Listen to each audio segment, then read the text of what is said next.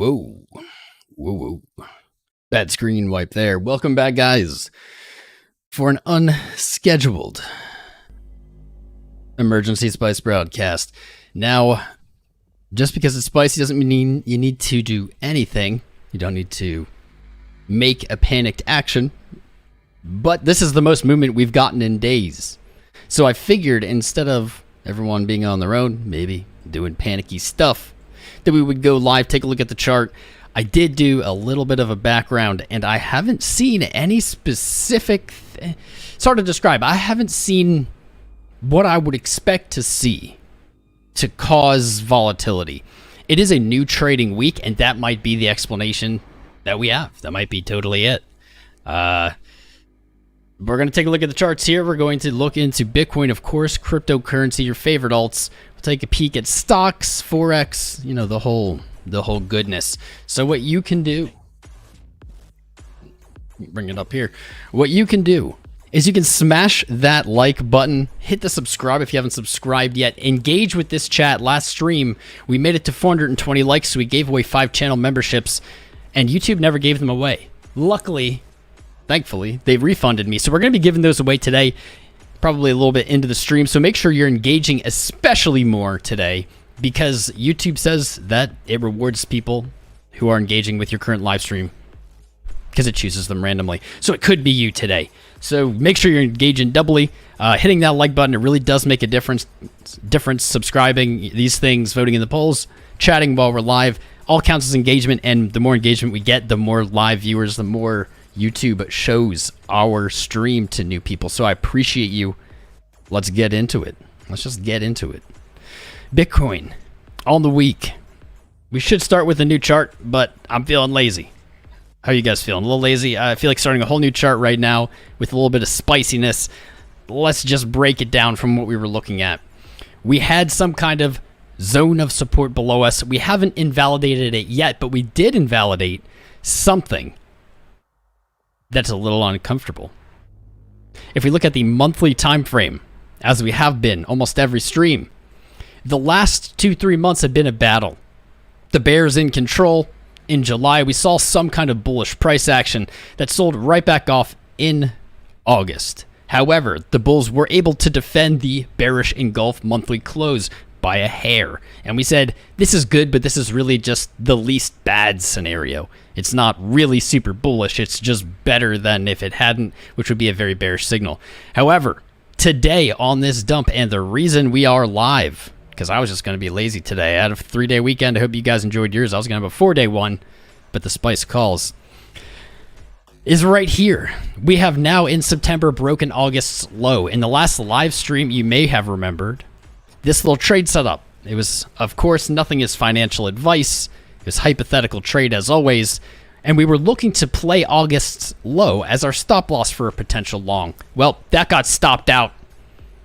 This is why none of this is financial advice, guys. I'm not always right. Please don't just blindly copy my trades. My goal is to help you learn to be able to make your own decisions. And the only way I can do that is just by sharing what I'm thinking, how I view the chart. That doesn't mean you have to view it that way. So let's get into this part here. This monthly has broken the string of 3 monthly closes with higher lows. When this happened, I immediately looked to the chart you're probably thinking out there, the dollar. But the dollar had no answers for me. This was different.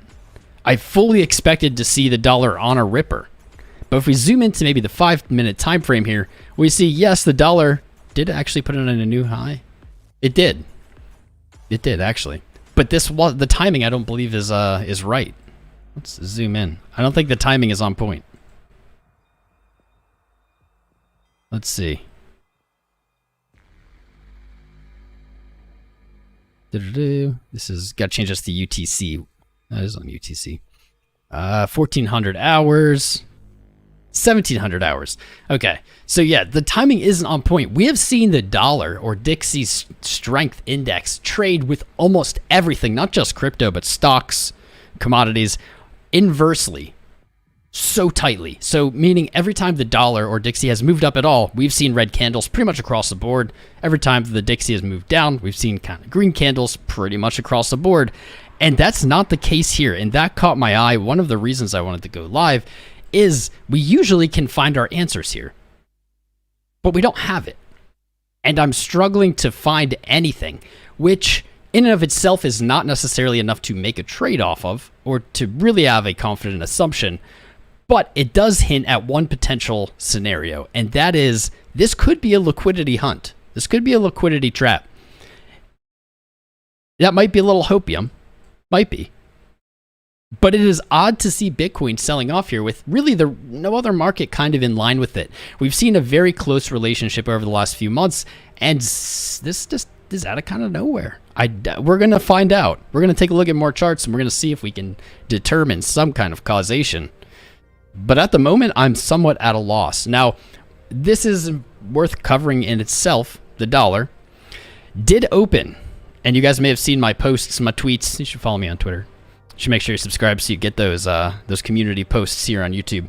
The dollar opened with a gap down last night.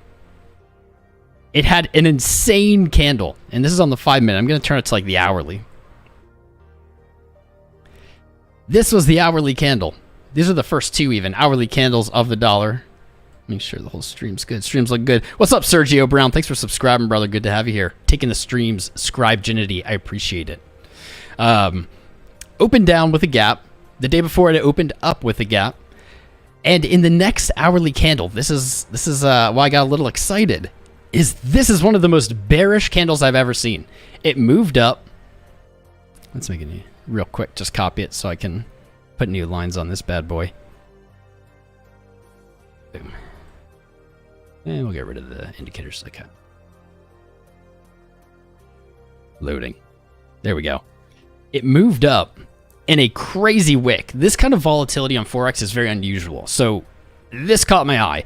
Made what was essentially a perfect double top, testing 110.27, the previous day's high, and the highest point in price for the last 20 or so years until later today. Look at this selling. Look at this selling price action. This was all in a 5-minute candle. To me, that looked extremely bearish, and I even tweeted, maybe it won't age well, that that could be good for stocks and crypto today on Tuesday. We've been expecting maybe a pretty bloody day, and that was a good way to start it. However, it does seem that was a liquidity grab before moving higher, stopping out any new longs or positions that were made. It moved higher, and now, let's see. Really not moving much. And this is what's weird to me about the Bitcoin price action that we're just seeing here. This, it's just pretty much trending. It did hit a new high, but that high doesn't really coincide with any of the price movement we saw in Bitcoin. They seem unrelated. I think you guys, this channel is here for education. It's here for you to become better traders, not for me to tell you how to think or what to do. But there might be some kind of thought process here that makes sense of, well, we've seen everything trading really closely, really correlated. This doesn't seem to be. So we might not be able to determine bullish or bearish just on that alone, but we can say it does seem like the formula is being mixed up a little bit here. Bitcoin really was trading. And if you look at this big wick I was talking about, and you look at Bitcoin, I have too many tabs open. That's when it jumped up to here. That's when it made this move up as that wick got sold off. So they were really, really in line. And then all of a sudden, let's see when this actually happened. We broke the low an hour and 40 minutes ago. Where's an hour and 40 minutes ago? 3 hours, what? Hour and 40 minutes ago. Right here. Pretty random. Pretty random, right? I would say that is not showing us correlation. Dollar made a high, and if we saw Bitcoin sell off here, we'd say, hey man, this is super correlated. That is really what we would expect. But it settled back down and kind of is just trending. And with almost no movement on the dollar, Bitcoin dumped and broke August's low. So something has changed. I can't make a determination, but it's a piece of information we're going to keep with us through this analysis today. What I'm going to do really quick here on the dollar is I am going to place an alert. Let's see if we catch any spicy volatile moves. And we're going to go back to the Bitcoin chart. Yeah, back to the Bitcoin chart. So the monthly, boom. We have invalidated or broken last month's low. which unfortunately has taken us out of this series of ascending lows. That's a bummer. That was a bummer. The trade setup was dependent on basically making a good bet of, we've seen this happen 3 months in a row. We can make a very tight stop loss bet. The risk to reward is good. And it looks like Bitcoin's coming for everyone's money again, stopping us out. Man, I'm really leaning towards liquidity grab here. I could be wrong. We could see lower lows. We could see 17.5 break. There's definitely no way to know for sure right now. If we check in on the quarterly candle, we were talking about this in the previous streams. Our quarterly candle, very thin bodied. Now, it hasn't tested... Oh, wait. Is that a new quarterly low? I wonder.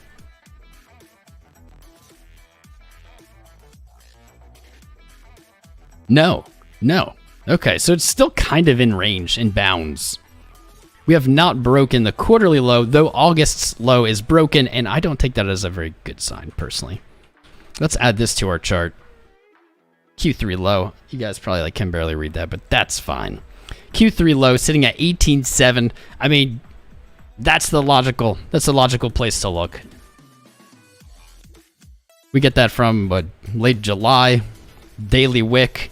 That low has not been invalidated yet, but we can look for, and I will admit we unsuccessfully looked for back here and potentially even right here. But just because it didn't work doesn't mean we shouldn't keep looking. Is we can look for divergence on our RSI? Absolutely.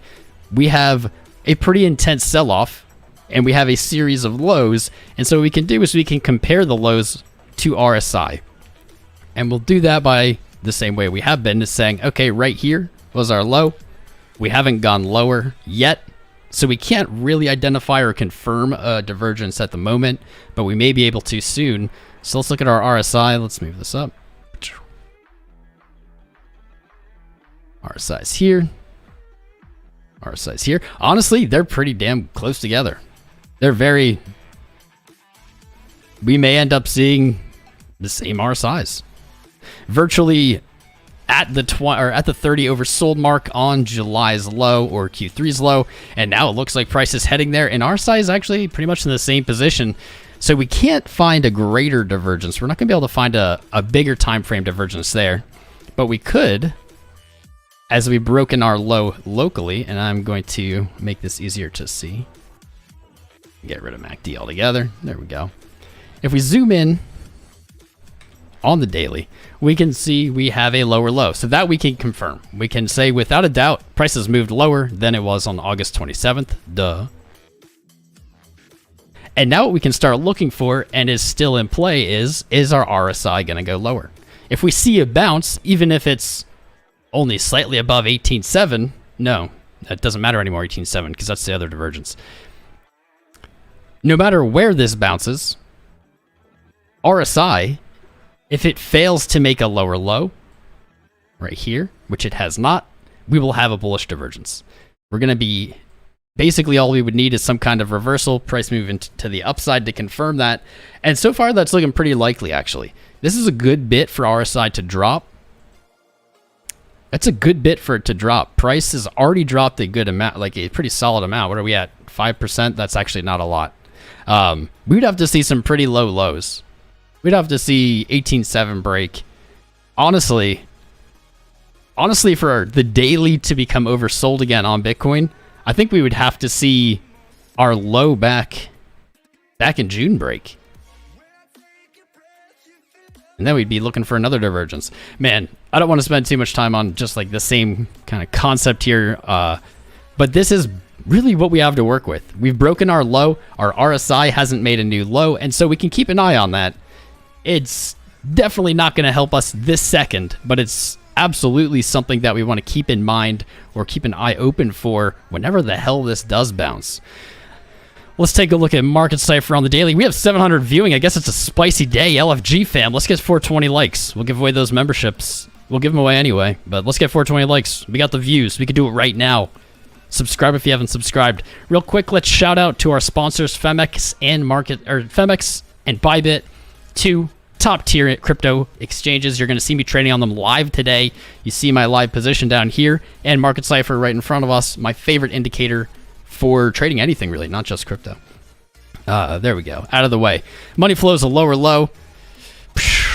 We didn't get what we wanted on momentum, and VWAP's heading down. Daily not looking good on Market Cypher at all, unfortunately.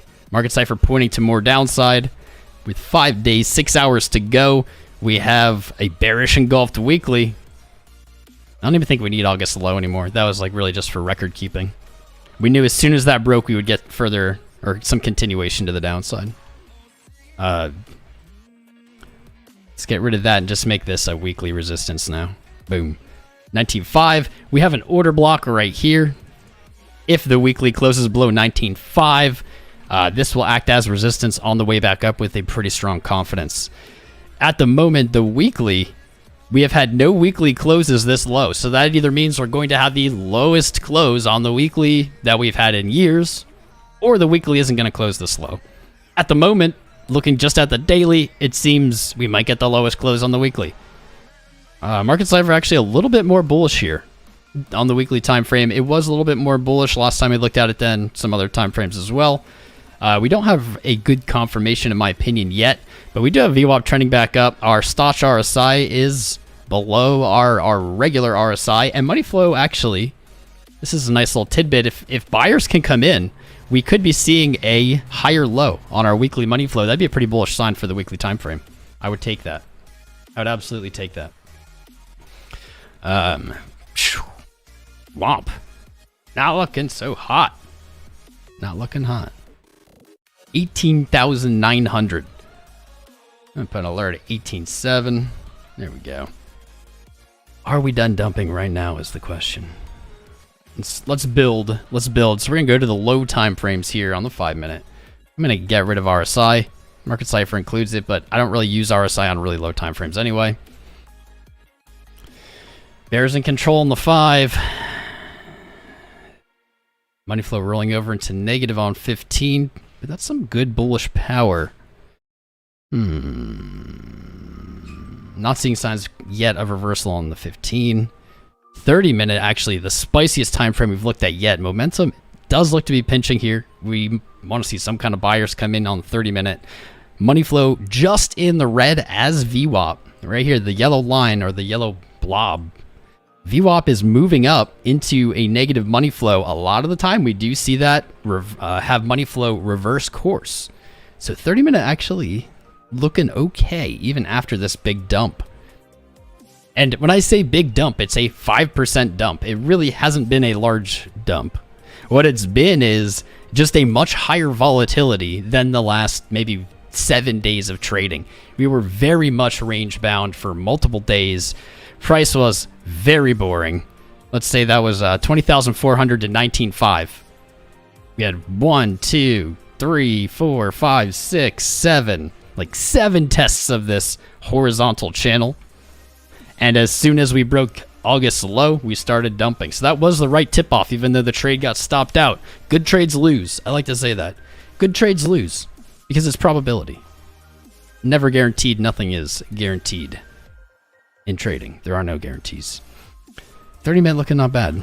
Hopefully we see something into some higher time frames. 45 minute maybe very slowly rolling over, but not confidently. Hourly potentially putting in a higher low on money flow. That could be all right. Not seeing much good stuff. I'm not going to lie, guys. 4 hour rejecting. Rejecting, saying not yet. 4 hour, in my opinion, is still looking to roll over, meaning going from a bearish bias to a bullish bias, even if just temporarily. I'm still looking for it because it failed to break its money flow lows here, and we do see momentum lows even. The selling getting less powerful. It's weird because the price doesn't really look that way. That can be the value of indicators. Sometimes they can show us things that the bars don't. That VWAP is pretty gnarly. It is very gnarly, but we have made a, right here, yeah. We have made, what is lower high? I can't use words right now. We were rejected from that, moving into a little bit of a bullish control for a little bit on the 4 hour, but I'm still thinking when it failed to make this high, I'm still looking for it to roll over. But it does, with this kind of reversal here in this move on VWAP, it's saying you're going to have to wait. There's only one other time frame I really wanted to look at before I get to reading the chat, kind of looking at other stuff. and that is the only time frame that has looked remotely bullish for any amount of time, and that'd be the 12-hour. 12-hour had some somewhat bullishness to it. Let's see if that's wrecked, and that's looking pretty wrecked. That's looking pretty wrecked.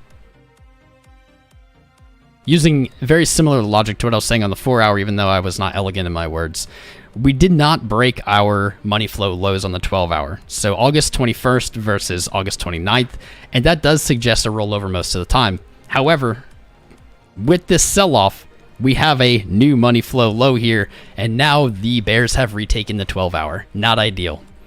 Not ideal. That was one of the few bullish time frames we had. Did not hope to see that, but it is what it is. Man. It's like, I don't know. It's hard to view this as anything but a liquidity grab, especially after this. Like, price was advertising it was going to dump. It was advertising it. We had descending highs. Our highs were coming down. Our lows are relatively a flat bottom with multiple tests, 19.5, basically August low. And it broke to the downside. Now, this pattern, we do say probability weighs with this pattern playing to the downside, breaking to the downside. But usually when it's so obvious, like I say this, at least in my opinion, this is, usually we see a little spice. We use a little mix up. Something like a run up to hit stops and then jump. But this just really played the pattern and fell. Very weird. Very weird. What I was looking for here, actually, was, if I remember correctly, this. This was back in September. Huh. Funny. Same month. Back in September last year, so almost exactly a year ago, we had what was the same pattern, in my opinion. A flat bottom. Our highs were coming down, and everything in the world told you this should break to the downside, but it didn't. It went against the grain. It was too obvious. I wasn't at all shaken there. It was too obvious. And I'm thinking that's what that was looking like previously. Man, this market's getting meta. It's messing with my head. It broke to the downside. Luckily, I guess we'll jump into this section of it. Let's look at our live trade, because we are profiting. I can't complain. Trading on Femex here. We are still in the same position. I'm going to have to reload this. Still in the same position. No changes. No changes since the last stream. Just for you guys out there who are joining us for the first time. Let me zoom out. Here's pretty much the only positions I had. I mixed these up a little bit. I got more downside biased as the dollar broke 109. And I mixed kind of all these things up, got a little bit more conservative with my take profits. We have realized a good amount of profit on this. We opened this short in pieces. In pieces up to 24.4 was our big grab, and I think our average before closing parts of it was 23.9-ish. So it's in good position for sure. This is a hedge position for me, and so I'm not super concerned about it getting... I'm not super concerned about price going up, because then my portfolio goes up. That's good. Ooh. Funding at -0.02, so we're still paying to be open. You guys that were tuned in last time probably seeing we've lost some of our realized P&L, and that's to funding. I'm going to keep bringing this up even though it's repetitive and boring, because it's important to understand if you're going to attempt leverage trading. In general, I don't recommend it unless you know what you're doing, unless you're an experienced trader. Spot is a great way to trade and learn. Even better, if you're beginning out, try paper trading. Femex has a paper trading site. TradingView has paper trading. That's a much smarter idea than randomly trying to leverage trade. But we are now up 77% on the remaining part of that position with really, I'm not really looking to take profit on it. Maybe I can mix that up. Maybe I'll mix that up. What do you guys think? Should I add like, I don't know, something, maybe 18.5, and I'll take from these contracts at 13.9. I don't even really believe this will hit. I'll do it. You guys convinced me, even though you didn't convince me. Let's just like do an insignificant amount. So it's like 18.52 at the low here. 18.8. Let's do 18.55. 18.544. Not financial advice, guys. This is all just for educational purposes. Please don't just copy my trades. It's not financial advice. I'm not a financial advisor. This is a very small take profit. I'll add it back, honestly, just because I don't want to wait indefinitely for, like, potentially, I don't know, these orders to never fill. 36. There we go. Boom. Ta-da. Yeah, right. Just so maybe something fills. Maybe we get a little bit of spice. But our short up, yeah, 77% in some pretty solid profit at the moment. Looking to lock away about $1,000 if I were to close it here. But I'm not interested in that. This trade for me is to balance out the losses of my spot portfolio. I don't want to close this early. I want the market to close this by going up. This is literally to offset some of the loss of my portfolio as Bitcoin and other coins are dumping. What was our low in Femex? 18,739, not bad. Not a lot of updates there, man. Not a lot of updates. We'll see if 18,544 hits. But for now, nothing has changed on the live stream trade. We looked at dollar. It wasn't doing anything. It's so weird, man. Why is it not doing anything? Why is Bitcoin moving, but it's not doing anything? This is not that that's like impossible, but that's not what we've been seeing for many months. So it is odd to me. Maybe the dollar is about to make another move to the upside. That wouldn't be mind-blowing. If you look at the daily time frame, we've seen many days with new highs. So to see further upside, not mind-boggling. Yesterday's high was broken, actually, with some strength here. 10.2, today's high now at 10.5. I mean, nothing has changed in this analysis. On the macro, we broke our measured move target. We broke it. We were looking for 108. Actually, let's pull this up. The chart data includes what? I've never seen that pop up. That's weird. We have this is the mess of a chart that we've had, but this chart has actually called the dollar's move in real time. We did this, like, updating it every live stream incredibly well. The only thing that didn't come into play was the 104 or below. We didn't see that break. We didn't see it close. And after that happened, we saw a retest of our measured move at 108. How do we get 108? How did we get 108? No, I'm just kidding. I have to go to the week. Here we go. By looking back at our lows in 2008, our swing high to swing low before we went to new highs, we had a measured move of 108.24. So as soon as 104 broke, that's where our eyes went. Now that we've broken 108.24, and at this point it's believable, we've moved high enough and stayed there long enough. 121 is getting hard not to like look for. I don't really have any other targets outside of 121. That was 2000's dollar strength high. At that time, the euro was trading at 85 cents to the dollar. Yeah, let's pull up the euro. You're used to. Euro slipping lower. Obviously, the euro is the heaviest portion weighted of the Dixie basket. Remember, Dixie's an index. Slipping lower here did not hit our shorts, unfortunately. That's okay. Putting in a lower low. So, euro, not surprisingly, when you invert the chart, looks very similar to the dollar. Incredibly similar. Show you. There you go. Very similar charts, huh? If you disagree, I don't know what you're seeing, because they, by almost definition, should be very similar. So I guess the euro. Let's see if the euro dumped at that time. 1400 hours. There it is. Interesting. So euro did dump. Of course, that would make sense. The euro did dump as the dollar rallied to its new high today, but none of that really lines up with Bitcoin. Bitcoin seemingly kind of like dumping on its own.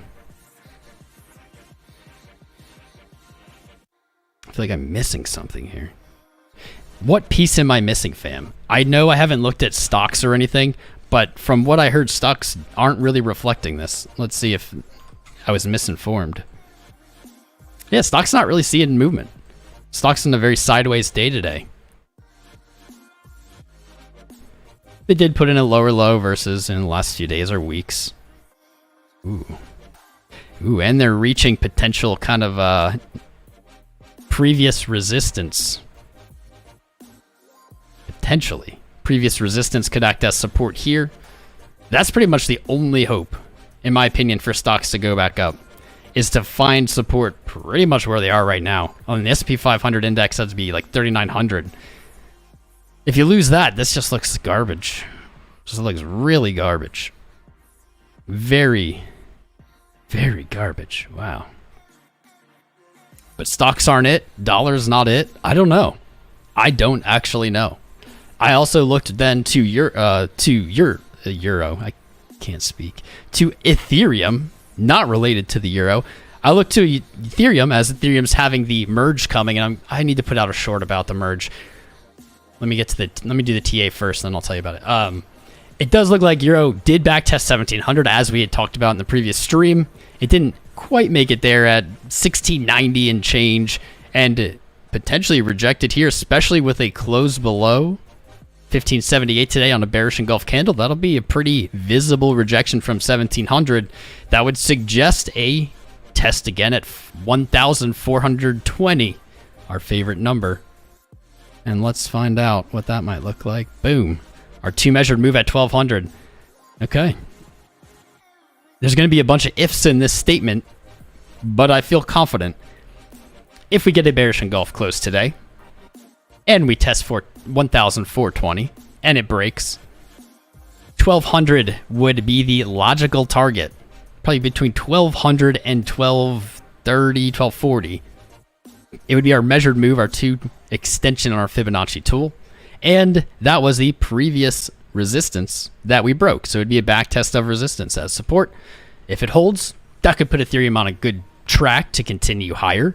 If it doesn't hold, then you have a really nasty inverse head and no, not inverse. You have a really nasty head and shoulders on your hands.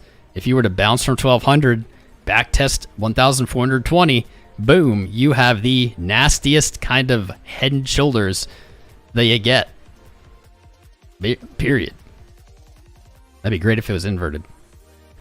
But there's a lot of ifs in that statement. Again, remember, today needs to close poorly. 1420 needs to break. And then it's kind of the only path I see. I don't think that's the most probable at the moment, but it is a potential. It is a possibility. RSI is not telling us much. Market Cypher a little bit more bullish on Ethereum's daily than Bitcoin. That's a takeaway. And that's clearly going to be reflected on Ethereum BTC. We're going to go back into the BTC pairs more. They're going to be more valuable here, especially if price stagnates longer. We had thought of kind of a theoretical pattern here of a head and shoulders that builds into an inverse head and shoulders. Might look something like this. And breaks to the upside, looks to test maybe 0.1. This would be my first, and I literally do have sell orders sitting there waiting for the merge potentially to push price there. But it doesn't look necessarily like it's going to complete that pattern. We could say that this is a shoulder, but I think that that's really kind of just cherry picking and trying to find what we predicted. This pattern may just be broken, and that happens. It was a good idea, and price did follow it. It did retrace once it reached 0.77. Back to 0.72. Not a huge retrace, 10%. But FBTC, for those of you who aren't familiar, is showing us nothing to do necessarily with the price in dollars of either asset. It's simply showing you, okay, if this chart is green, that means Ethereum is outpacing Bitcoin for that time period. And if this chart is red, that means Ethereum is losing ground versus Bitcoin in value in that time period. Simple explanation. So far, good. I mean, you got 0.88 above you. That was 2021's high. That's pretty much the last resistance of significance before 0.1 or 0.11, sitting above it. And that's going to be a very historical resistance from back in the previous bull run. I have no other targets and no other sell orders set other than aiming at this 0.11 for FBTC and front running the thing we're probably going to start hearing a lot about over the next few days as the merge comes closer, the flippening. I'm not sure what you've been told about the flippening, but this is all that matters. It isn't exactly 1.5, but it's close enough. I don't feel like updating it or doing the math, but it's close enough. When FBTC, or if FBTC trades above 0.15, that means each Ethereum would be worth 0.15 Bitcoin. If and when it trades above it, the flippening will have occurred. Ethereum's market cap will be higher than Bitcoin. If it is below there, the flippening has not occurred. Easy peasy. Jacqueline Rose, darling, you spoil me. Thank you for the super chat, darling. I don't think you included a message, unfortunately. But I did see you message me earlier, but then I jumped on the live, but I'll check it out after the stream. Appreciate you being here. Guys, don't forget to smash the likes and subscribes and engage with the stream, because I'm going to give away 5 of our memberships here. What time is it? How long have we been live? Probably in a few minutes, right? Are we hyped enough? We didn't get 420 likes yet, but we don't have to because, well, no, we do have to. But we can give them away before then, because the last live stream we gave them away and something happened with YouTube. They just didn't give them out. I don't know. Ooh, my phone is dripping wet. Okay. Sure. Luckily, new iPhones are waterproof. Yeah, these are my targets. So here, I have these orders set. They've been sitting, honestly, for years. Some of these Ethereum sell orders in FBTC.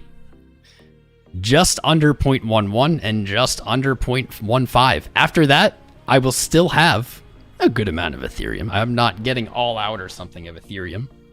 Even if the flipping occurs, you wouldn't want to be. If the flipping occurs, you're definitely going to want to hold on to some. But those are going to be extremely solid take profit targets. Okay. And that's it. There's just nothing else. I have no other values of significance. So feel free to use that in your analysis if you're looking to take some profit on Ethereum. That's where I'd be looking. We've played this so well. Ethereum has been very good to us. I thank Ethereum. Let's move along. Oh, Litecoin. Litecoin was on a ripper.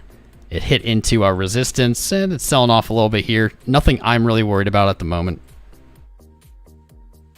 Not yet. Not a nice candle, though. Typically, what we've been seeing is when when Bitcoin is red, LTC BTC has moved up.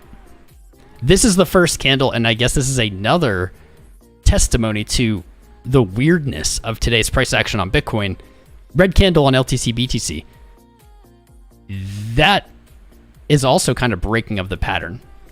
Almost down to the hour, we have seen LTC BTC move up when Bitcoin is sold off over the last 2 months. Today, breaking that pattern. Bitcoin's red, LTC BTC's red. It's a weird day. I have a feeling we're going to see more spice. And actually, that will. I keep accidentally hitting the wrong button. That'll bring us to the topic that I should have started with. Bitcoin dominance. Last night, if you saw my tweets and my posts, you would if you're subscribed. Bitcoin dominance broke to a 4-year low, so it is not at the lowest point it's ever been. In the last live stream, it is timestamped. We did a really good breakdown of Bitcoin dominance if you're not familiar. Highly recommend you check it out. Just the last live stream on our channel. Kind of what it means and implies. I'm not going to go over it in depth like I did last time. But you can never really trust these calculated charts. There we go. You have to go down to like the 24-hour, because on that weird 10-day time frame I was on, it didn't show the low broke. And even on the 1 day, I'm not sure what causes these discrepancies, honestly. I'm not sure. But if you look here now, the daily is not showing that the low broke. But if we go down to lower time frames, it will. See, there's the hourly, broke it. This is maybe my only explanation as to why today is such a weird day for Bitcoin, price action wise. While we're seeing it not move the way it's moved over the last few months. It definitely is moving differently. Doesn't really mean bullish or bearish or anything. Just a very important thing. Something I think a lot of traders miss is that trends are constantly changing. And one of the most important things as a trader isn't learning an indicator, isn't learning a pattern, isn't learning a setup, is learning to stay dynamic. What works in one market condition will not work when that market condition changes. So the ability to be able to pivot quickly, change up your game, change up how you're looking at it, how you're analyzing is really important and overlooked. And this may be a changer for Bitcoin. Let me see. When did this bottom out?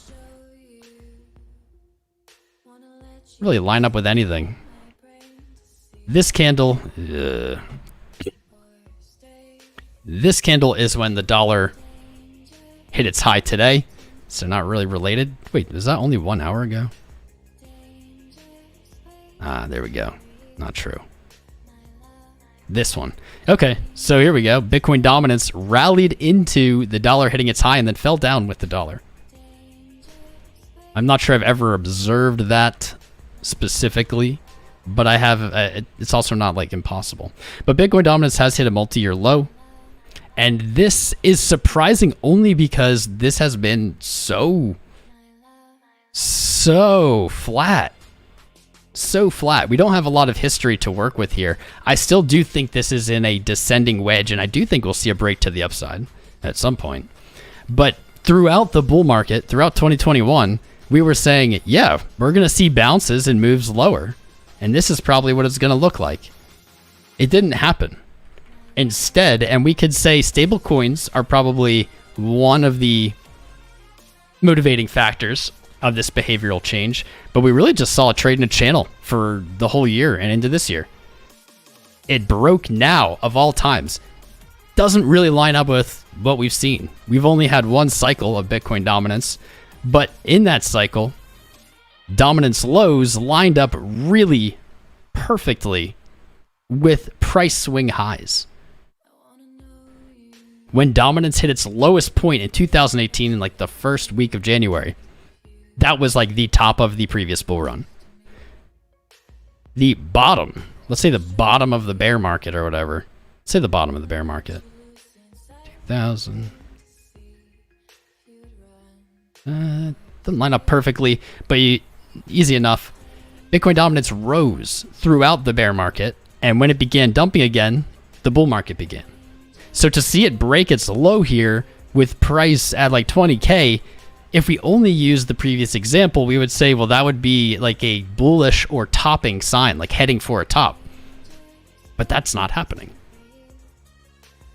This cycle, I was talking to another crypto OG the other day, like a day ago, and totally unprovoked said pretty much the same things to me. This whole cycle doesn't really fit. It doesn't reflect, maybe not fit. It doesn't reflect the last cycle in any meaningful way, in my opinion. It's weird. There's just something weird about it. And that person is not a permabull, although I am. They are not. And even they said there's something, it just doesn't feel like a bear market. And I agree. And I thought that was just because I'm biased. But they agreed. They were the one that said it first, and then I agreed. It just doesn't have the same vibe. Maybe it's because crypto's gotten bigger. I don't know. I'm not sure. Just weird. Just something weird about it, man. It would not... I'm not going to bet on this, but it would not blow my mind to see Bitcoin run in Q4 of this year. Because if we do, this is out there now. But if we were to hit a new all-time high this year, if we were to like blast off into this moon scenario, right, this hypothetical, and go to, I mean, even like 120 or something K, then it would look a lot like the previous cycles. Bitcoin dominance dropped. Bitcoin goes to like a new high, hits blow off top, all its blow off top cycles over. All of a sudden, what looked nothing like the previous cycle looks almost exactly like it. But in lieu, or without that happening, I see very little similarities. Very few. What's up, Queen Opal? Welcome, Queen Opal. You queen. It's great to have. We need more royalty here. Roger Gadner. Tattoo. I have no tattoos, by the way. I said many years ago on stream I would get my first tattoo. when Bitcoin broke 100K. And back in 2021 in like April, I was sweating it. I was like, shit, I gotta find a tattoo artist because like this might be coming soon. But my skin remains tattoo virgined. Looks like for longer, right? 100K, I'm gonna live stream it right here, baby. Getting a Bitcoin. First one in my 30s. Not a midlife crisis. Fernando Arajo subscribed a while ago. Sorry I missed you, brother. If you're out there and you haven't subscribed or hit the like buttons yet, please do it. The more engagement we get... Oh, we almost have 420 likes. 14 more likes and we'll do the memberships like then. The more engagement we get while we're live, the more viewers we have. You guys have been doing a great job engaging today. And look, we have 830 viewers. Really, that's because the market moved after not moving. But it's because you guys rock and have done a great job. There we go, 420. We get our 420 license for another day. It is extended. You all have full 420 permissions if abiding by your country's local jurisdiction. It's time to give away some memberships. So I'm going to give you guys 60 seconds-ish. I like to give you guys a little bit.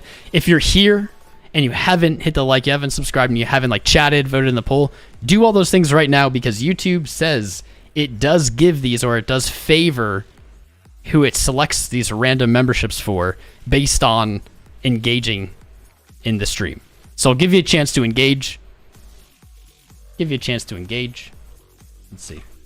When this 1 minute candle ends. So 20 seconds. You got 20 seconds. I know there's a little bit of delay on the stream. So you like 20 seconds. When this candle closes, I'm going to rip them off. Cross your fingers and hope. Oh. I hope it's you. I hope it's you, viewer. If you've already done all those things and you're kind of just dicking around, no, my button stopped working. You're just digging around. I have been publishing quality on our newsletter. For a while, it was just kind of messing around with it. You can sign up for that newsletter here. It's free. It doesn't cost you anything. Just put your email in. You can check out the last post, I do believe. You should definitely follow me on Twitter if you're not doing anything.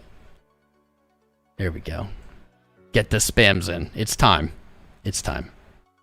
Are we ready? Are you ready? Membership gifting. 5 memberships. I don't think there's a 10 membership option. Actually, I'm canceling it, going back, seeing if there is. There is a 10 membership option. Should we do 10? Should we do 10? Are you guys hype enough for 10? Do we got enough hype for 10? We got skunked yesterday. Or 2 days ago. Whatever it was. It wasn't yesterday. We got skunked in the last stream. We'll do 10. Whew. I'm gonna go broke buying memberships to my own channel. Let's rip them off. Fingers crossed. Let's play the anthem.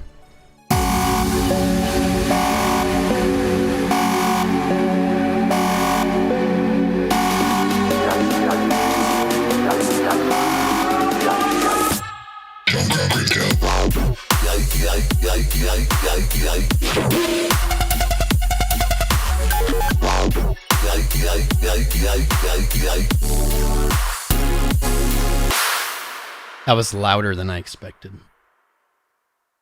Louder than expected. I wonder why. I don't even... Freaking Streamlabs has been switching everything up. I can't even find the audio source for it. Oh, you're ready. Oh, we're definitely going to mute this. We're not going to hear SpongeBob say he's ready 10 times in a row. As fun as that would be, we've got some awesome winners. Oh, such good names here. Emma D starting it off. Congrats. Lucky's thoughts. Dude. Karma. It's a straight up karma. Congrats to you, my friend. Rockton Road. That one's not as familiar to me, but I'm glad you won. Thomas Vane. That's a name I remember. Peter Prevost. Jonathan Schaefer. Crypto Doc. And Cryptogenic Dude. Followed by The Pickle. Of course. Who could forget The Pickle and Raging. Thank you, guys. Congrats. Pat yourselves on the back. You have access to some sweet emojis, and your username will be green. And it worked this time. That's the big takeaway. It actually worked. Last time it just said it was going to do it, never did it. And we have Girid Har Raja subscribed. Welcome to our fam, guys. I hate my Stream Deck thing. It just never works. I'm still thinking around. There we go. It's a 10-day winner type of thing. I like it. I like it. All right, well, Bitcoin still hasn't moved. So what are you guys thinking? It's time to read the chat. I've done plenty of rambling. We've given away memberships. You guys are voting this a level 4 spice, 37% with about 600 votes, 27% spice level 1. We've never really defined the levels. I just thought it would be a funny thing to put up for the poll. I wonder if that means people think it's very spicy or not very spicy. I don't know. Probably because they're junk. It works, but the messages, like I have these little buttons that send the messages in chat, and the messages, it almost seems like after a predetermined amount of time, we'll just randomly poop to bed and stop working. Jordan Weaver, can we look at ETC? Yes. If you like and subscribe right now. If you give me your word that you liked and subscribed to this live stream, actually, and follow me on Twitter, but that one I won't enforce. I'll look at ETC because it is moving. It is spicy. We'll look at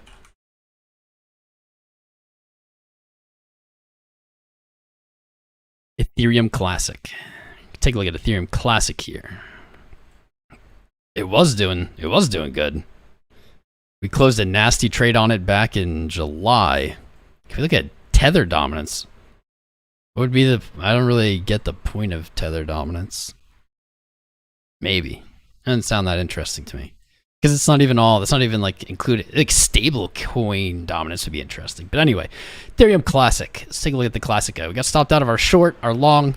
We smashed it. I honestly thought this was going to look a little bit better than it does. I know it had put on some solid gains. Maybe that was in BTC pair. Indeed. Guys, I'm gonna just like give you some alpha. I shared this in the Discord with our members yesterday. This is pretty nice. On the daily, Ethereum Classic versus Bitcoin, ETC, BTC actually looking pretty good as long as it doesn't retrace this whole candle. Okay. Even if it does, I'm not really worried, and I'm going to show you why. Here's the alpha. I don't know if you're going to be able to see it on the weekly. Yeah, maybe you can. That's pretty good. It's pretty good. Look at this weekly. What do you guys see? What do you see on the weekly here? What do you see? Because I'll tell you what. I see a very big pattern. Very big pattern. Optical Art's here. Where is he? Where is he? Steve, where are you? Show yourself, Steve. I didn't see him. But there's a lot of spam, so it could have like really easily not seen him. If you're here, shout out to Optical Art. Love that dude. Love Steve. He is the yin to my yang. He is the chocolate to my vanilla. No, I don't know. We shouldn't say that one. That one could be taken wrong. Big pattern here. This is Ethereum Classics chart versus Bitcoin. So maybe if I do it like this, you'll see it a little better. This to me, I looked at this last night. This just looks like a massive inverse head and shoulders. Does anyone else see that? Maybe I'm crazy. Ooh, Bitcoin might be moving, but it hasn't moved enough to go back to it yet. Let me make sure I have my alert set. And it has moved enough for me to go back to it. Ethereum Classic. Bitcoin reaching for the Q3 low, man. It does look like while we were live earlier, we were looking at our low time frames and said really nothing looked good. The 30-minute was like maybe okay, but looks like it rejected. Money flow just diving. This sell-off does not look over. 5-minute putting in a lower low on money flow, not showing signs of bullishness. Despite, and this is on a 5 minutes, this is not a... This trading view app's pissing me off. This is not a big time frame or super significant thing, despite painting a descending channel, which typically breaks to the upside. I'm glad I didn't notice that earlier, because I would have said probably looking for a 19.5 backtest first. Break it to the downside. Going against probability here. I'm not too worried as it didn't break Q3's low yet. If it breaks Q3's low, it gets messy. It just gets messy. Breaking August's low at 19.5, right around here. Breaking August's low was our tip-off that we were going to see further downside. That's why we set up a trade. It was a little long, looking to play that value with a tight stop loss. But that stop loss was essentially saying if it breaks, we're likely going down farther, and that's played out. And I'm having the same vibe about Q3's low. 18,755. If we see a break of that, I think we see, man, you just fall to what? It's got to be like, we're out of support. We're kind of out of support. You got 17.5 as your low. Yeah, we could 18.5 or 18.6. It's like this is what I don't want to see because it would just be so slow and boring. Is the weekly moves down to 18.6. Maybe it breaks it like with a wick, but like closes above it. And then the next week, we see a move back. This would suck, and it would be so painful. So maybe that's what's going to happen. Then in the next week, we see a move on the weekly back to 19.3. It can move above there, but like maybe hit 19.5, but close below 19.3. And then boom. You get the same order block, same bearish engulf weekly setup. That would suck so bad. It would take so long. There'd be so little volatility in the market. Oh, I hope that doesn't happen. Even though I have an active open short, I hope this doesn't happen. If we're going to dump, I hope we do it fast. I hope it does not take another 2 weeks just to get back to 17.5. And then, like, what? Yeah, maybe you do it again. Something ridiculous. This does not look probable to me. Does not look probable. Something like that would be much better. Something like maybe you break 17.5, you touch 17.2. Because that 17.2, in my opinion, was the support. It was a number we were looking for as soon as 28K broke. We were looking for 17.2, 20K. 17.2 is just barely sniped at 17.5, so it avoided that support. Maybe we could see something like that happen. Could see a push down to 17.2.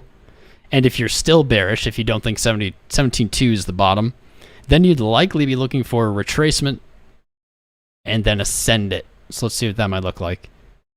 21.7. That doesn't really look right, but whatever. Maybe something like this. Boom. Kada-boom. If this plays out, I hope it plays out fast. Really, really, really don't want it to play out really, really slowly. That would suck. It's not the direction of the price that I care about as much. It's the volatility. So, for example, today, great day. I like it. For relatively, it's high volatility. All of these days, not fun. No volatility. These days, no fun. No volatility. Not good. Volatility is good. When there's no volatility, the markets are very stale. It shows just general disinterest. It's not a good sign. It doesn't really suggest progress when there's no volatility. It shows disinterest. I'm going to kind of mess around with this fib tool here. I want to see what price values. Wow, I'm on the struggle bus today. I've been using the TradingView app instead of using it on browser, which I've done for years, and it really is almost exactly the same, but I have just noticed kind of like little things that annoy me. I don't know. God, wouldn't that be miserable? This would be miserable.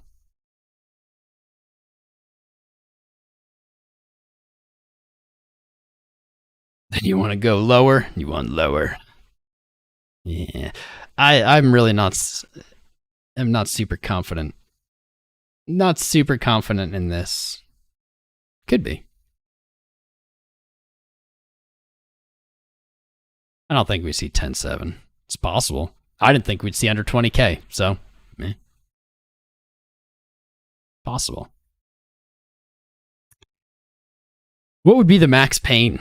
I think that's really what we want to ask ourselves. What would be the most painful way this can play out? That's probably the way it's going to go. And when I say painful, it means who loses the most money. That's really what it means. All right. Bitcoin is going to make me stop looking at Ethereum Classic just to come within a few dollars of the Q3 low and then print a green candle. Screw you, buddy. Screw you, bud.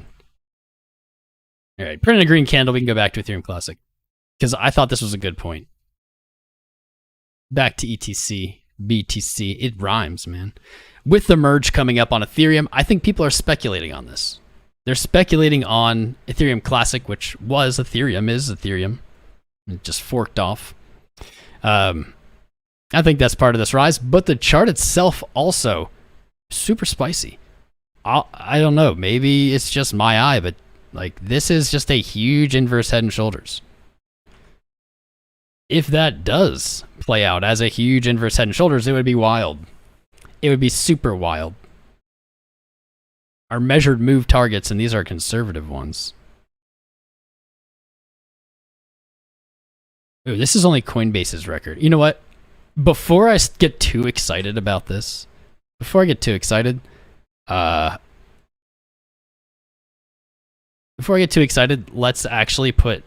the longer history, because Coinbase Pro does not have the full ETC. Not even close. And that'll bring me to my warning. Okay. A little bit different. That would bring me to my warning about the merge coming up. So regardless of price, ooh man, that was a really sweet 618. Regardless of price, if it positively or negatively impacts Ethereum, I do have a warning for you guys. It's not something you need to worry about because you have plenty of time. What a clean chart. 0.01 BTC. That was the previous high. That's the 1618, maybe as high as 0.02. Those would both be sweet TPs. I will take profit at both of those if these hit. You broken your 618? Yeah, this is looking actually pretty good. This may just be speculation on the merge, but I like this pattern. I like this big setup. You do have pretty major resistance here at this 002 mark. You can see that rejected it in 2021. It was support back here in 2017-18 before it fell. But I want to warn. I want the warning. So I am going to put out a specific video about this that will be like shorter and easier to understand. So the warning isn't about price. It's about where your coins are when this merge occurs. So we have never seen anything in the crypto space like what Ethereum is attempting to pull off here. They've given us the date of, I think, the 15th or 16th. Crypto devs are pretty notorious at delivering late, if at all. The Ethereum merge was first talked about in like 2015. So let's do the hypothetical of it is delivered September 15th. Okay. You're going to start getting emails from exchanges, and they're going to detail their plans on how it's going to play out, because this is a significant event that will create more than one Ethereum. I think that's the best way to put it. It isn't literally true, but it will create more than one chain. That is literally true. That's forking the chain, right? And so when this happens, it is possible and even probable that we see many chains. Most of those will just die off. Maybe no one will ever even hear of them. But it is, I would say I have an extremely high confidence that there'll be at least 2 resulting coins. At least 2 from the merge. Likely there could be more. So here is the warning. I didn't mean to be that dramatic. Here's the warning. I was just thinking about it in my head is, I would take, in my personal opinion, the smartest action is to take your Ethereum off exchanges into your private wallet that you don't have a plan for specifically on the platform. That means if it's in a yield platform, if it's on Coinbase, FTX, whatever, I would take any Ethereum that you don't have on, or that you don't have in an order, because like I said, I have some set there as a limit sell at different prices. I'm going to keep that, but every other piece of Ethereum, I'm taking off exchange and putting in my wallet. Because when the merge and fork happens, if it's in your wallet, you will guaranteed get all of the resulting forks, whether they're worthless or not, you will guaranteed get them. If you have your Ethereum on, say, Coinbase or any other exchange, anything that's not your wallet, you may not get them at all. You may only get some of them. You may only get some of them, but you may end up having to wait a ridiculously long time. And that's how this ties in with Ethereum Classic, is when Ethereum Classic forked, Coinbase did not list Ethereum Classic until, when was it? They didn't list Ethereum Classic until like 2020. So way late, which meant Coinbase was sitting on all of the Ethereum Classic that was there from the fork before. I didn't script this out, so hopefully that makes sense. If you have your Ethereum on exchange during the merge, you are subject to that exchange's whim or will of when or if they want to give you them. If you have it in your wallet, you will get all resulting forks and you will be able to freely do what you want with them. It's a much better play. I'm a Bitcoin maxi as well, Sergio. Shout out to you, my friend. A different type. I'm redefining it slowly, subscriber by subscriber. But I know you guys are really probably sick of hearing not your keys, not your coins, blah, blah, blah. This is, yes, I mean, that's all true, but this is a little different because with this fork, there is a very real, we've seen it in the past, possibility that you don't get credited the resulting chains. You may only end up getting credited the winning chain, which we can't say with any, you really can't say until it happens, which is going to be the winning chain, which is going to be Ethereum. The same way we created ETC and Ethereum, the same way we created Bitcoin, Bitcoin Cash, Bitcoin Gold, Bitcoin Satoshi's Vision, Bitcoin God, Bitcoin Goku, yeah, whatever. And if you allow it to sit on an exchange and not in your wallet, you may end up waiting, and this is like kind of the caution is, you may end up waiting to get it, and at that point, it may be worthless, whatever it is. And there may be a window in between then where it isn't worthless, and if it was in your wallet, you would have been able to move it, sell it, do whatever. So you may be leaving money on the table, and this is just, you're leaving more money on the table, you're taking more risk than just a typical day of having your assets on exchange. During these forks, you want them in your wallet 100%. Highly recommend you consider my words here. I have seen it happen. I've had it happen to me where there are resulting chains and coins that are created from forks and you don't get them. And then by the time you get them, they're worthless or they're just, you've lost out. And the really messed up part is you may end up having to pay taxes on them, even though by the time you get them, they're worthless. I don't want to get into that part. I'm not a tax professional. But that ends my rant. Yeah, I wanted to talk about that today. I am going to make like a specific, much clearer, friendlier video on just that topic that I'm going to release in like the next maybe 24 hours. I haven't done it yet, but I will. I really just want to caution you guys. Don't lose money to like whatever Coinbase or Binance or whatever. They're going to say whatever they want to say, but at the end of the day, it's whenever they decide to give it to you. But it's in your wallet. No one has to give it to you. It's yours when it forks.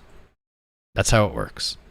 I wanted to just look at ERG really quick because it had a spicy move. I was saying the probable bet, the good risk to reward was to bet on the high here at 365 to the downside. I was wrong. Good trades lose. I shared that in the Discord immediately when it got stopped. It did move to our next resistance at 470. It broke through. It did not hit its previous high yet. March 22. And what kind of sucks is it doesn't really have legs under it here. We could see it back test 361. We could see a 618 retracement at 350. Actually, that'd be a really solid number. I could see that. See this.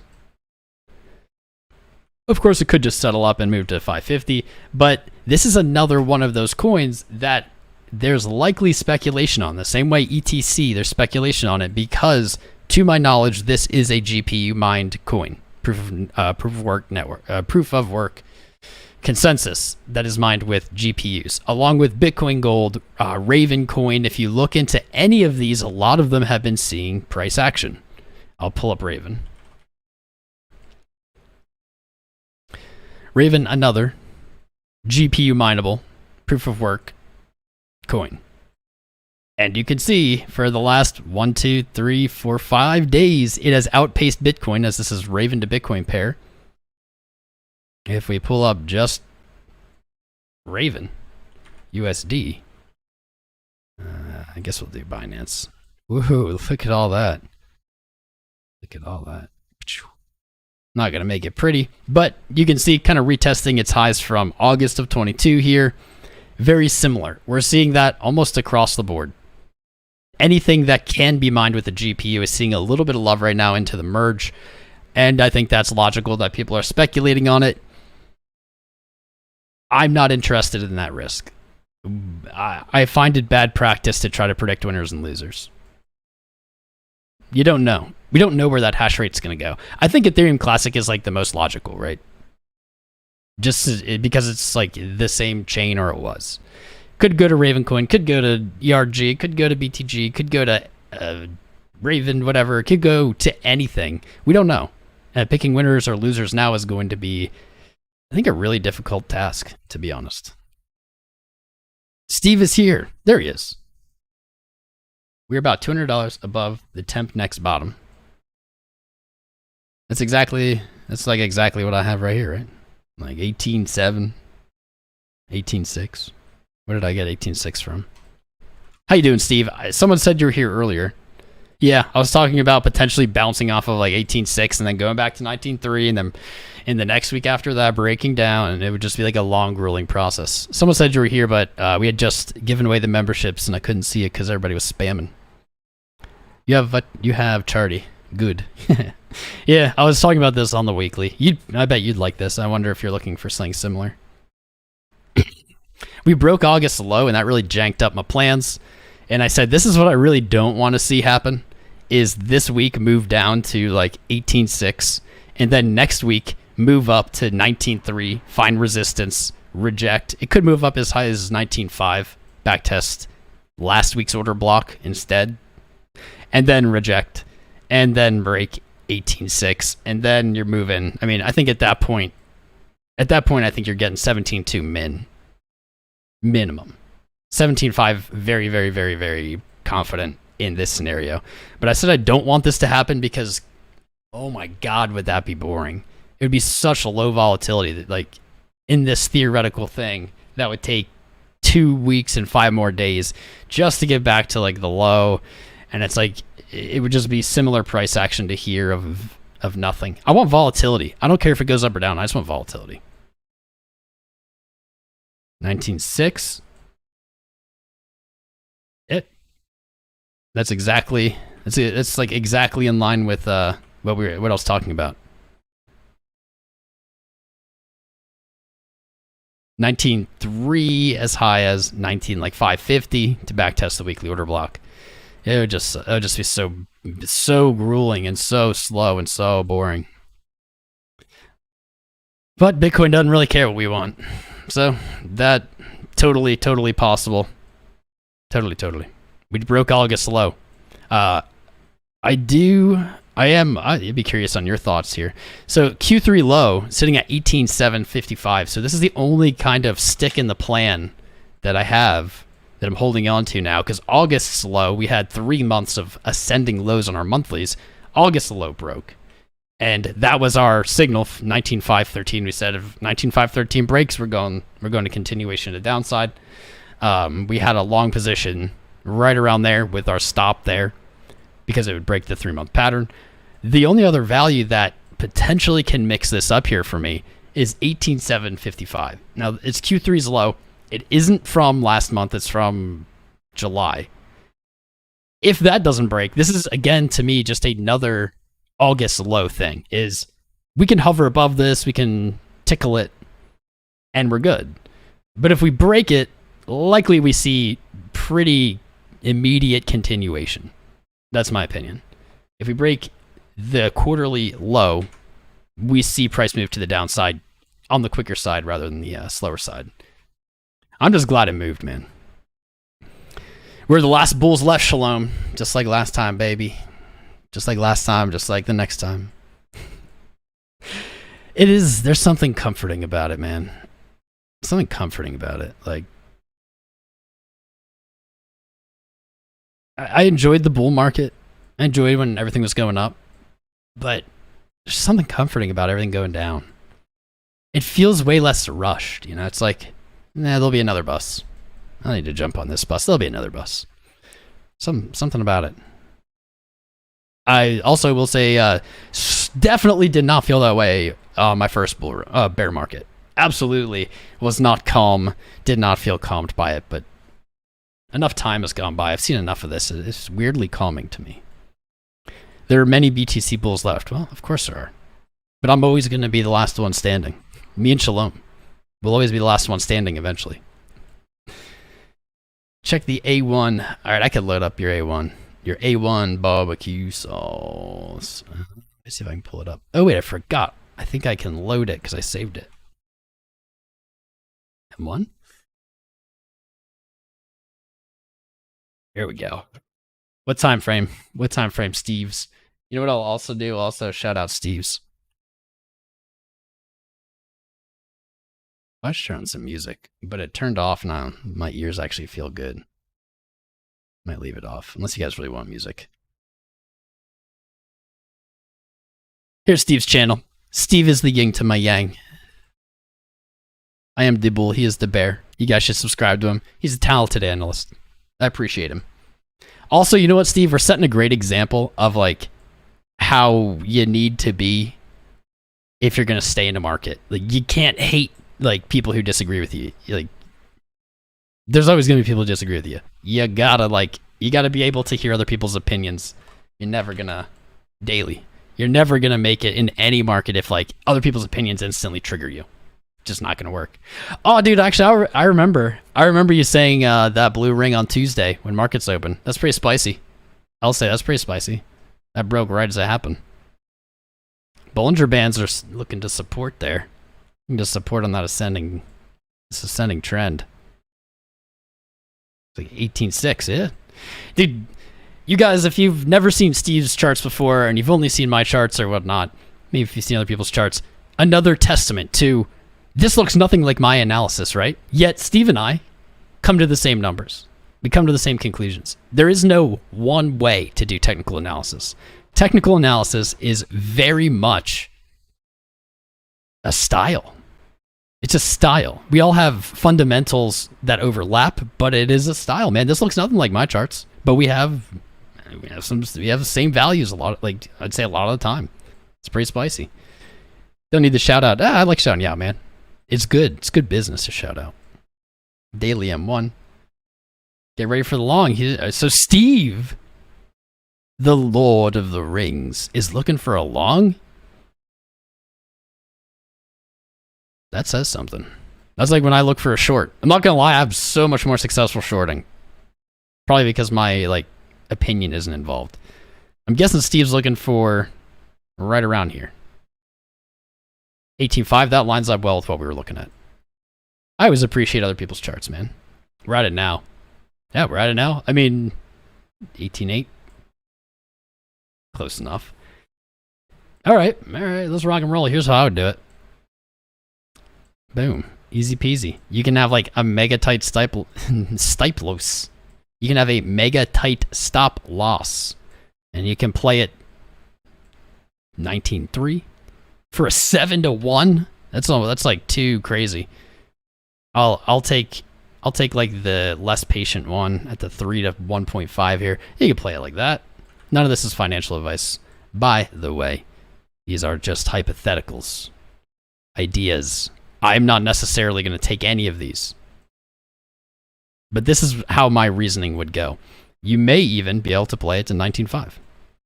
And the advantage here is the ability to set a tight stop loss. You can't always set stop losses this tight. I think this will be like that. You can't always set them that tight with real reason. But when you have, I'd say, significant price points, that if they break like 19.5, 13 was August low, you say, man, that's a really important price point. If that breaks, probably I'm in the wrong direction if I'm long. And we can say that again down here. And we can say, man, there's Q3's low. Q3 low breaks, probably in the wrong direction if I'm long. And it allows you to set your stop tighter so you have more protection of your capital. And it's not really the right wording. But there's a few plays. I think they're good. I'll put it this way. Absolutely looking to take a long to some kind of bounce, without a doubt, is the smarter play than, I don't know, randomly going short here. Like, this would be stupid. This would be dumb. Your price fell out of a major price point. It's now in a descending pattern of some kind, descending channel. To take this short at the lowest point in price in 3 months is just a bad call. It's just like it's a bad risk to reward. You want to go long on moves down, and you want to go short on moves up. You do not want to go long on moves up and short on moves down. That is my opinion. That is the way. That is my analysis ninja way. I wouldn't be surprised if these worked. I wouldn't be surprised if more than one of these hits, actually. I already have an alert. I'm going to put a few more alerts. While I'm putting alerts, check out the links in the video description below. Use them. Use them. There are sponsors. They keep this channel's lights on when the bears are out. They keep us going. If you haven't checked out our educational video short series, I highly recommend you do that. Highly recommend. Highly recommend. There's a link. Bookmark it, because as we come out with new ones, they're going to get added to that playlist, and you'll always be up to date on what comes out. Never sell the bottom. Never buy the top. You will waive stop loss $50 below blue ring.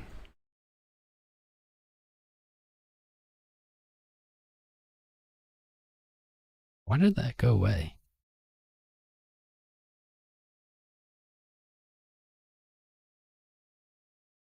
$50 below blue ring.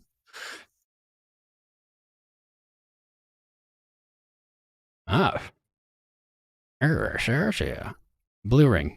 $50 below blue ring. Maybe I'm confused. Maybe I'm not seeing something. Damn.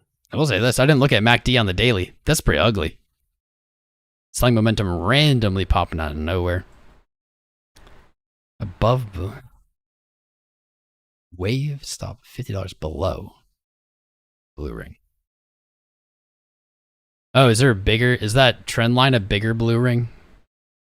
Okay, I thought that was a trend line. Aha. Gotcha. I gotcha. So yeah, Steve's going off the ring. I'm going off just the Q3 low. But what's fun is that both of our potential long targets are within 1% of each other. And we've come to those on totally different ways. But they're within 1% of each other. I don't know what leverage Steve uses. I don't recommend, if you're going to use leverage at all, I don't recommend more than I don't use more than 4 or 5x ever. But 1% to get you stopped out, you have to be on 100x. So by almost every purpose, we're looking at the same value. Looking at the same value. That's like margin of error. Oh, it's his approach. 18.6. Maybe it's my bullish bias, man. Maybe it's because I don't want to see the Q3 break. And I do have 18.6 there, and I did even earlier in the episode. Yeah, you even said earlier in the episode, would not be surprising to see this is 18.6 is the previous low in 2021, was it? No. Previous low in July. I'm getting tired. I think that's a play. We got a lot of plays today's. $50. Yeah, maybe I'll even try that one. Whenever Steve and I agree, I always pay attention. That's when I pay attention. What's up, Rome's? Daily level. 18.5. You love the theticals. Oh, I love you, Lost Profit. Lost Profit. I don't know if that's meant to be a pun or not. That's funny. The Pickle. What's up, Bob Saget? Marius Roberts, Keith Covey. You're the best guessing. I think I'm a pretty good guesser. You're a pretty good guesser. He said M1, not A1. Wait, wasn't that M1? It loaded up as M1. I think I said A1 out loud and then typed in M1. Well, I might have goofed it all up. My bad. My bad. I'm getting tired. My brain's getting jelly. It's getting jelly belly. We got 569 likes. Nice. Nice. Do you guys like this new thumbnail? I thought it was pretty jazzy. That was pretty jazzy. It's pretty. Crap. My computer's being weird. I bought a new GPU, by the way. It's on the way. New GPU. Someone recommended that might help the stability of the stream. Some issues we've been having. We haven't really been having those issues lately. We haven't. But I'll take it. Any chance. I mean, I like buying hardware anyway, so that's cool. It's the RTX 3060, I think. I was looking at the 3090, but he said there's no reason to get the 3090 for streaming. He's like, that'd just be overkill. And it was 3090 is like over $1,000. 85 minutes, not our longest stream.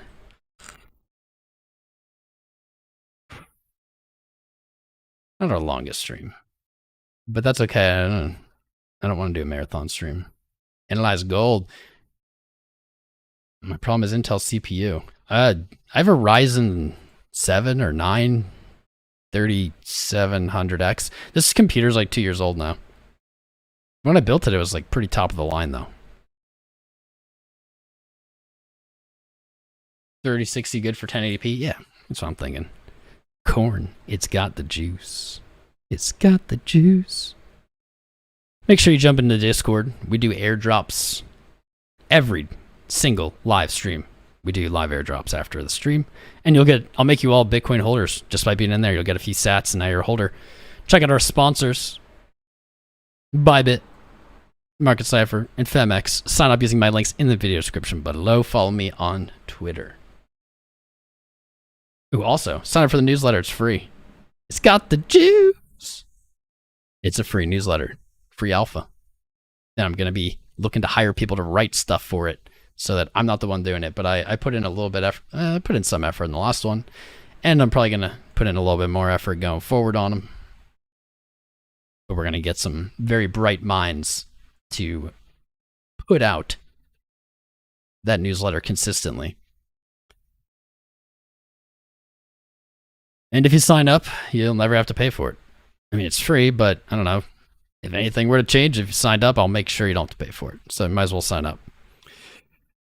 I'm tired.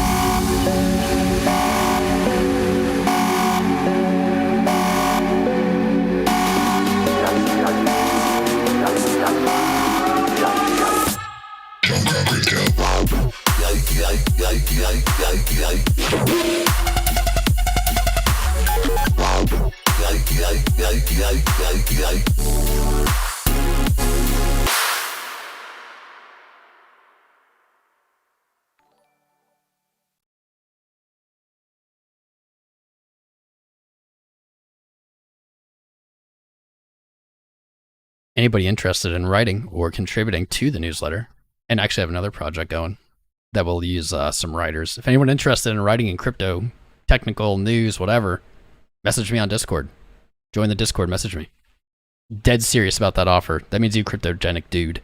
I expect a DM. Expect it.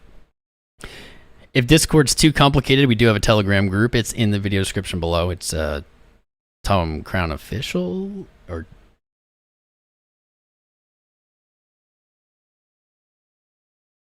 you have a Telegram group. There's a Telegram group link. Love you guys.